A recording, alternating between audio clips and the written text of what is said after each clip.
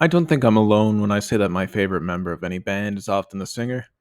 There are always exceptions, of course, but I think most listeners will stick with the band because they like the singer's voice or the band's lyrics, which are ultimately delivered by the vocalist. One feature that many bands have, but is often underrated, is the inclusion of multiple vocalists. It could be that the band might let one of its other members sing some of the songs, or it could be that the band's identity is intrinsically tied to having multiple singers. One more thing to clarify before we get started. This video will not be discussing bands which have switched singers after the departure of their lead vocalist. If the band has not had more than one singer at the same time, then it will not be a part of this video. Starting out, let's keep it simple by looking at bands that maybe dip their toes into letting someone else sing or brought in an outside singer for assistance. One such band that always comes to mind for me is Steely Dan. For one album and one album only, Steely Dan had multiple singers. The album Can't Buy a Thrill, Steely Dan's first album, released in 1972 and featured three lead singers. Their drummer, Jim Hodder, sang lead vocals on the song Midnight Cruiser, but a secondary lead vocalist had been specifically brought in because lead vocalist Donald Fagen had concerns over singing live. David Palmer was brought in to sing during this early stage in the band's development and sang lead on the songs Dirty Work and Brooklyn Owes the Charmer Under Me. Past these two songs and some live performances, his involvement in the band was minimal, and he would not appear in the band's work in any capacity following the next album, Countdown to Ecstasy, in which David provided some backing vocals. I think David Palmer did a good job for what he was ultimately brought in to do, and his tracks still hold up. Now, some of you Steely Dan superfans might have caught me in a lie earlier. I know that I said that their debut was the only time they had multiple singers, but this technically isn't true. Co founding member Walter Becker would sing the lead on one song and one song only. The song, Slang of Ages, is off their ninth and final album, Everything Must Go.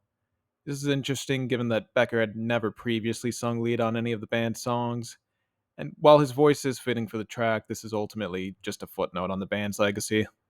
Next up, let's talk Aerosmith. Everyone knows Steven Tyler as Aerosmith's frontman and lead singer. In his prime, he really embodied what it meant to be a rock star in the 70s and 80s. Aerosmith's lead guitarist for most of its run was Joe Perry, and is arguably just as important to the band, having been in Aerosmith since its first album. It wasn't until their fifth album, Draw the Line, however, that Joe would be given the opportunity to sing lead. He had previously shared lead vocal duty with Steven on the song Combination off the album Rocks, but the song Bright Light Fright would be the first of few instances in which Joe took lead vocal duties for himself. He would leave the band, or may have been fired, it's still up in the air, for a solo project in 1979, but would return to the band several years later. On their 11th album, he would get another song on lead vocals called Walk It Down. Apart from their 12th album, Nine Lives, each following album would contain at least one song in which Joe Perry took lead vocal duties. I don't think Joe Perry's a bad singer, but he really can't hold a candle to the power and energy of Steven Tyler's voice. No matter what people might think of Joe Perry as a vocalist, I think it's only fair that you let the guitarist sing a few songs every now and then, especially since he co wrote so many of them.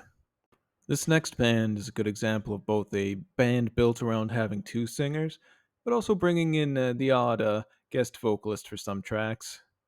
Squeeze was formed by the songwriting duo of Chris Difford and Glenn Tilbrook in the 1970s. Throughout their entire career as a band, they would alternate their roles as lead vocalists, with Glenn taking the lion's share of vocal duties. Tilbrook has a more traditionally appealing voice for pop music, whereas Difford's voice is decidedly more British, and he typically sings in more of a spoken word style. I think the two singers contrast really well, and this creates a lot more variety in their catalog. In addition to Difford and Tilbrook, there have been a few other vocalists who have contributed to the band throughout their years. Of these, Jules Holland and Paul Carrick are the most notable. The former having assisted many different bands and artists throughout his life, provided lead vocals to a few Squeeze songs, including Wrong Side of the Moon and Heartbreaking World. The latter singer, another session musician, gave his voice to one of the band's biggest hits, Tempted, after he replaced Jules.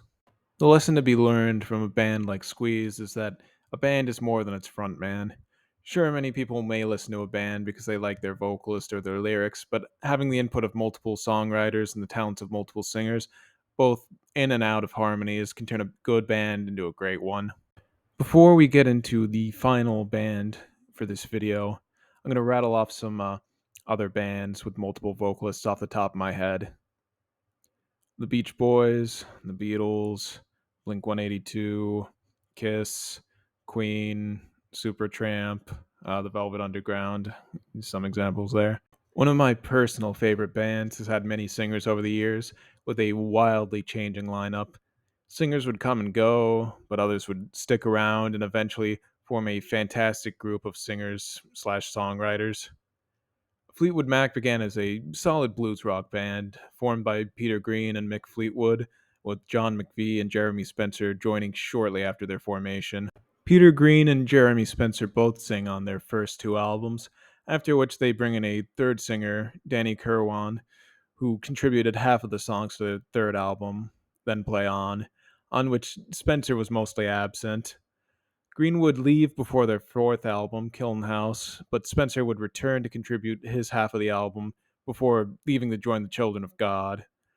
Another lineup change would follow, with Bob Welch joining the band for future games, as well as another contributor becoming a member of the band, Christine Perfect, aka Christine McVie.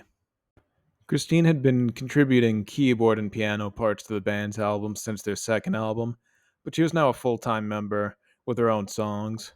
This lineup would only last for a couple years, however, and Kirwan would be kicked from the band following a few stress and alcohol induced episodes.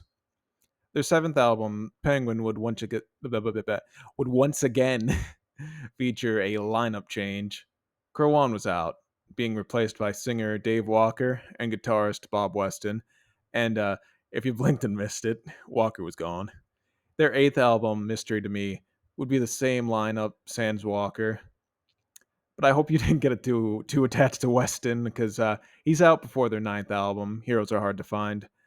There's less than a year between these album releases, but a whole lot of drama, with Weston sleeping with Fleetwood's wife and causing the band to temporarily uh, disband before reforming without Weston.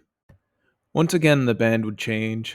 In 1974, after years of service, Welch would leave the band, and they would come to their most famous lineup of singers: Christine McVie, Lindsey Buckingham, and Stevie Nicks. The band would soon reach superstardom and release a streak of hit albums. And after their 14th album, Tango in the Night, released in 1987, Lindsey Buckingham would leave the band. This would be the last album to feature the band's iconic lineup, but they would continue for a few more albums. Their next album, Behind the Mask, would come a few years later, with two additional members replacing Buckingham, Rick Vito and Billy Burnett. The band would be further divided as Stevie Nicks would leave the band before 1995's Time. Rick Vito would also leave before this album. Time would be one of the band's most divisive albums and would have vocal duties split between four different members. Five, if you count a spoken word song from Fleetwood himself, with Becca Bramlett and Dave Mason being brought in to round out the band's lineup. Fleetwood Mac would once again disband for several years until they would reunite for 2003's Say You Will. Most of the members from their Rumors lineup would return for this, their final album, but Christine McVie would only contribute parts to a couple of the songs on the album. Altogether, Fleetwood Mac featured 13 singers, once again 14 if you count Fleetwood's spoken word song, and each singer contributed their own vocal stylings, and many were essential to the band's development and overall popularity. Sorry, I think I went on about Fleetwood Mac for a bit too long there.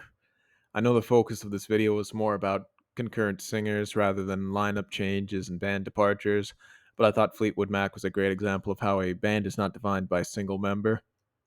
The more obvious example probably would have been the Beatles, but I'm giving you a curveball by choosing a band which would still very easily fit into a top 10 when discussing bands with talented members who have all had lengthy careers outside of the band that made them famous. So, yeah, anyways, I don't think you see as many current bands with vocal harmonies or multiple lead singers.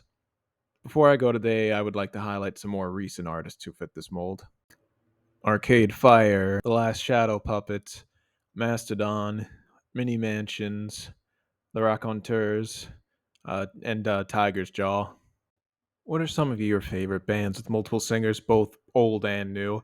Be sure to leave a comment below, like the video, and subscribe for more content to come.